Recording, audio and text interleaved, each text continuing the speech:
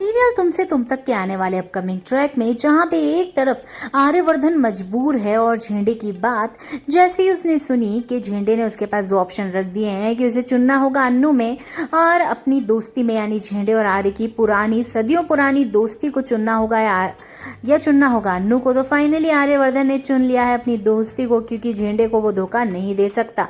लेकिन वो प्यार तो अन्नू से भी करता है और इस बात से भी बहुत दुखी था। वो घर जाने के बाद बहुत ज्यादा गिल्ट में रहता है और फिर से वो सीक्रेट रूम में चला जाता है।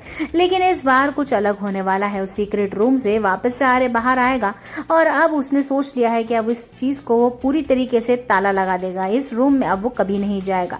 आखिरकार क्यों लिया आर्य ने ये फैसला, चलिए बताते हैं। क्योंकि आर्यवर्धन हमेशा से ऐसा ही करता था कि वो जाया करता था उस कमरे में और उसके दिमाग में से सारे ख्याल जीरो हो जाते थे। लेकिन इस बार उसके दिमाग में से अन्नू हट ही नहीं रही है। तो उसने फाइनली मूव ऑन करने की सोच लिया है और मूव ऑन करने का पहला स्टेप उसने ये लिया है कि वो उस कमरे को बंद कर देगा हमेशा के लिए। वो कमरे में आखिरकार ऐसा क्या है, तो चलिए बताते हैं। उस कमरे में यादें हैं आर्यवर्धन की एक्स वाइफ की, जिसका नाम होने वाला है राजनंदिनी, जिस नाम से उसने अपनी साड़ी की फैक्ट्री खोली है, राजनंदिनी साड़ीज। अब राजनंदिनी उसकी जो पत्नी है, उसकी सारी यादें, उसके फोटोज और सब कुछ उस कमरे के अंदर रहता है, जिसको आर्य हमेशा याद करता है। लेकिन अब आर्य करता है अनु से प्यार और अब राजनंदिनी को भूल के अब अन्नू के साथ रहना चाहता है।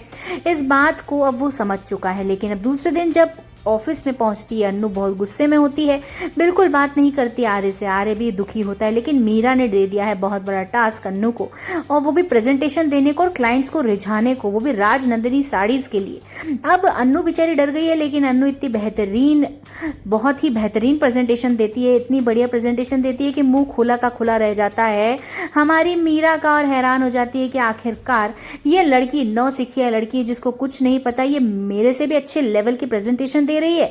और सभी लोग उठ के क्लैप्स कर रहे हैं, सभी लोग अप्रिशिएट कर रहे हैं। और उससे भी बड़ी बात यह है कि जो इन्वेस्टर्स हैं उन्होंने हाथ मिला लिया है अनु से और ये डील को बिल्कुल तरीके से पक्का कर दिया है।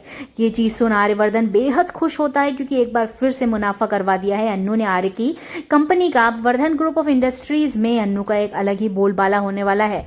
तो फाइनली अब झेंडे भी कुछ नहीं करने वाला है और झेंडे आगे बढ़ के आर्य और अन्नू को एक करीब लेके आने वाला है। लेकिन अब मीरा का क्या होगा, देखना मजेदार होगा। खैर फिलहाल तो आपको अब आर्य अनु से माफी मांगता हुआ नजर आएगा और उसके बाद होगी एक फिर से नई शुरुआत, जहां पे आर्यवर्धन और अनु के बीच में आपको एक रोमांटिक ट्रैक देखने को मिलेगा, जिसमें दोनों ही डांस कर रहे होंगे, जिसको देख के आप सभी कंटेस्टेंट्स को काफी मजा आने वाला है।